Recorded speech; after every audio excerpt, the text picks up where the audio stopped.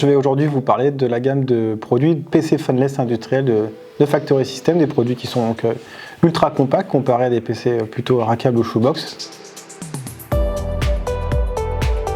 Alors un PC au sens large, soit fanless ou ventilé, le but principal c'est d'exécuter et de traiter les informations au plus proche des équipements de production pour ce qui concerne l'industrie.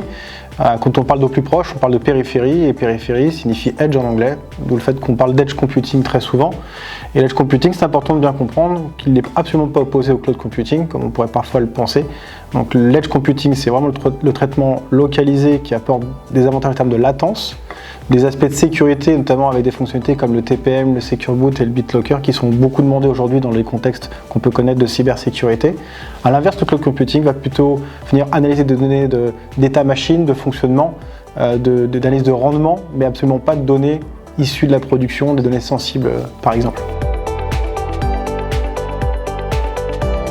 Alors, de nombreux points qui les différencient. Le premier, c'est que c'est un produit qui est absolument conception en aluminium, donc pas de plastique dans l'industrie pour des questions de résistance et des contraintes de température justement, puisqu'il s'est évolué sur les températures négatives et positives aussi. On peut monter jusqu'à près de 60 degrés avec ce type de produit. On a la possibilité d'avoir des extensions aussi possibles. Voilà, ça reste un produit compact mais non moins évolutif. On peut lui ajouter pas mal d'entrées-sorties, des cartes additionnelles métiers par exemple, des systèmes de communication sans fil notamment. Donc c'est ce qui fait que ça reste un produit très polyvalent. On est sur des produits aussi qui sont compatibles Windows 10 IoT LTSC, une licence qu'on retrouve que dans le domaine industriel et non pas grand public ou professionnel. Un produit qui est résistant également aux vibrations, donc on trouve assez souvent dans le domaine industriel. Donc on a besoin d'avoir des résistances à ce niveau-là, ce qu'on n'a absolument pas sur des produits grand public. Autre point, c'est la résistance en termes de poussière, parce qu'on a des produits qui sont IP30 ou IP40. Donc là, pour garantir un fonctionnement optimal et durable des équipements, il vaut mieux qu'ils soient protégés contre l'intrusion de poussière qui peut parfois être corrosive ou néfaste pour le fonctionnement à long terme des équipements. Alors, c'est jamais très exhaustif, hein. Finalement, ça reste quasiment tout secteur d'industrie et tout type de besoin, mais très souvent, on note que c'est sur des chargés de production, puisque essentiellement ça va être l'exécution d'informations proches des lignes de production par exemple. Ça peut être sur des responsables de maintenance, ça peut être aussi pour du bon test et de la mesure par exemple, puisqu'on est capable de gérer des cartes additionnelles métiers pour l'acquisition de données, comme on le fait chez Advantech ou chez National Instruments par exemple. Vraiment tout type d'industrie, quelle qu'elle soit, à partir du moment où on est censé apporter un produit qui répond à des usages de traitement d'informations localisés dans le domaine industriel.